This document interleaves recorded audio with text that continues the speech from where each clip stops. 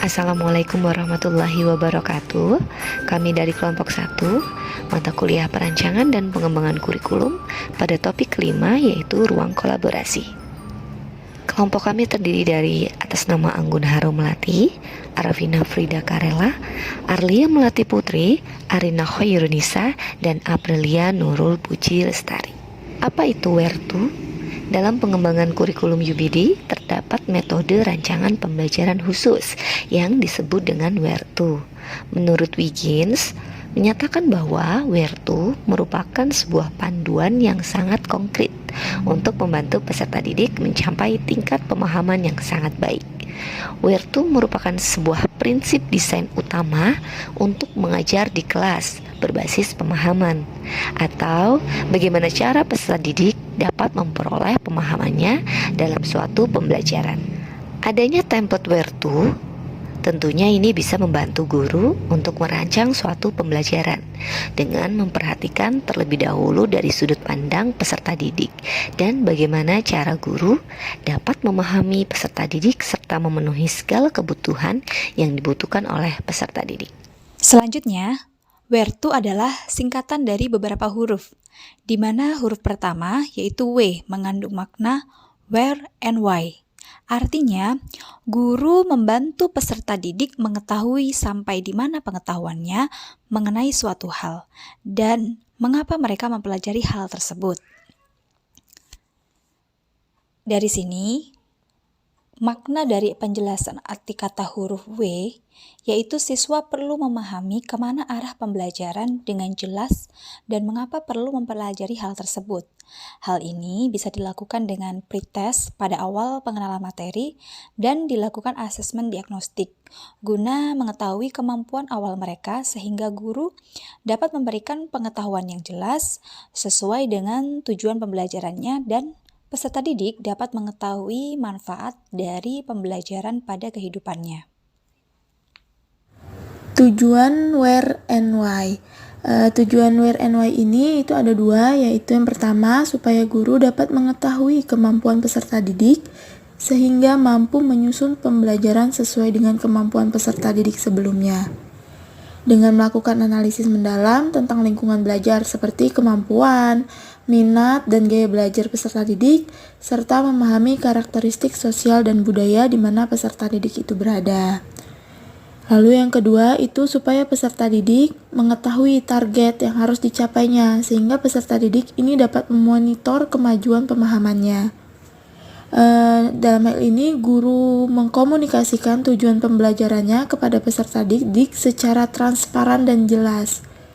Ini dapat dilakukan melalui diskusi kelas, penggunaan presentasi, atau penggunaan perangkat lunak pembelajaran lainnya yang memungkinkan peserta didik untuk melihat tujuan pembelajarannya secara langsung. Lembar kerja pada WER2 yang pertama itu ada apa tujuan pembelajaran Anda, bagaimana posisi kemampuan peserta didik dilihat dari tujuan pembelajaran, mengapa tujuan pembelajaran seperti itu, tentukan unjuk kinerja dari 6 unjuk kerja, dan apa kriteria yang akan dinilai untuk dipahami. Selanjutnya yaitu apa tujuan pembelajaran Anda? Nah, tujuan pembelajaran di sini disusun berdasarkan 4 pokok rumusan, yaitu rumus A, B, C, D. A-nya audience, B, behavior, C, condition, dan D, degree. Nah, tujuan pembelajaran yang kami ambil yaitu yang pertama, peserta didik dapat mendeskripsikan proses pencernaan pada manusia secara tepat. Yang kedua, peserta didik dapat menerapkan pola makan dengan menu seimbang dalam kehidupan sehari-hari dengan baik. Bagaimana posisi kemampuan peserta didik dilihat dari tujuan pembelajaran?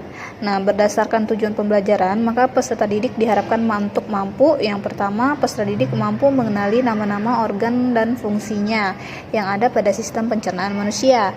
Yang kedua, peserta didik mampu mengetahui proses pencernaan pada manusia. Yang ketiga, peserta didik mengetahui cara menjaga organ pencernaan manusia. Dan yang terakhir, peserta didik dapat mengaplikasikan dalam kehidupannya sehingga menjadi pembelajaran yang bermakna. Mengapa tujuan pembelajaran seperti itu? Tujuan pembelajaran dirumuskan berdasarkan capaian pembelajaran dengan mempertimbangkan karakteristik peserta didik. Tujuan pembelajaran dibuat agar peserta didik mengetahui dan mampu memenuhi kemampuan yang nantinya dapat dikuasai di akhir pembelajaran dan dapat memberikan pengalaman belajar yang bermakna sehingga mampu diterapkan dalam kehidupannya. Selanjutnya tentukan unjuk kinerja dari 6 unjuk kerja. Maksudnya seperti apa? Nah, seperti ini. Dalam kerangka UBD, memang betul ada 6 unsur yang digunakan untuk mengukur kemampuan peserta didik, yaitu mampu menjelaskan, mampu menafsirkan, mampu menerapkan, memiliki perspektif, mempunyai empati, dan juga memiliki pengetahuan diri. Dari keenam hal tersebut, elemen W mempunyai aspek mampu menjelaskan, karena pada tujuan akhir peserta didik, diharapkan mampu mendeskripsikan proses pencernaan pada manusia dan mengaplikasikan pola hidup sehat untuk menjaga sistem pencernaan dalam kehidupannya. Nah, dari tujuan yang kami buat ini, tentunya unsur W ini mempunyai aspek yang harusnya mampu menjelaskan sehingga peserta didik mampu mendeskripsikan sesuai dengan tujuan pembelajaran. Pertanyaan selanjutnya yaitu apa kriteria yang akan dinilai untuk dipahami. Nah, dari tujuan pembelajaran tadi kami menetapkan bahwa menggunakan unsur mampu menjelaskan. Maka pada poin kriteria yang akan dinilai yaitu terdapat akurat, koheren, kemudian dibenarkan, sistematis, dan juga prediktif. Itu kriteria dari unsur mampu menjelaskan. Nah, untuk rubrik penilaiannya adalah sebagai berikut. Untuk unsur mampu menjelaskan pada aspek penilaian akurat, misalkan untuk posisi kurang atau bernilai 1, yaitu menjelaskan nama-nama organ dan fungsinya serta proses pencernaan pada manusia secara kurang akurat. Kemudian nanti yang untuk penilaian dengan skor 2, 3, dan 4 mengikuti. Seperti misalkan menjelaskan nama-nama organ dan fungsinya serta proses pencernaan pada manusia secara cukup akurat. Nah, seperti itu. Kemudian untuk koheren pun sama polanya dengan akurat. Contohnya di sini misalkan menjelaskan proses pencernaan pada manusia secara kurang berkaitan. Koheren artinya berkaitan, sehingga bisa menggunakan kata kurang berkaitan, cukup berkaitan, secara berkaitan, ataupun sangat berkaitan. Kriteria yang selanjutnya yaitu dibenarkan. Kita ambil contoh misalkan menjelaskan nama-nama organ dan fungsinya serta proses pencernaan pada manusia secara kurang sesuai sebagaimana mestinya dan kurang dapat dipercaya. Artinya dibenarkan itu harusnya dapat dibenarkan secara fakta, real, dan lain sebagainya, sehingga kata kurang dapat dipercaya itu bisa digunakan. Kemudian untuk sistematis itu bisa kita beri contoh misalkan menjelaskan proses pencernaan pada manusia secara kurang sistematis atau cukup sistematif atau nanti secara sistematis ataupun secara sangat sistematis, tergantung skor yang mau digunakan.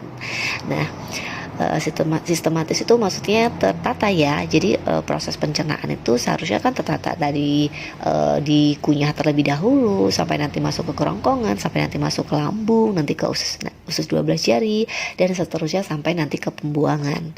Nah, kemudian di sini pada kriteria prediktif yaitu kami beri contoh menjelaskan rumusan cara menjaga sistem pencernaan pada manusia dengan perkiraan yang kurang tepat. Nah, di sini sudah masuk ke tujuan kedua yaitu yang mampu mengaplikasikan pada kehidupannya. Jadi proses pencernaan itu yang sudah diketahui harus seperti ini, seperti ini, seperti ini. Nah, berarti kita harus menjaganya. Bagaimana mengaplikasikannya? Dengan menjaga, dengan menerapkan pola hidup sehat, makanan-makanan yang sehat, dan lain sebagainya. Sekian yang dapat kami sampaikan dari kelompok 1. Terima kasih, semoga bermanfaat. Wassalamualaikum warahmatullahi wabarakatuh.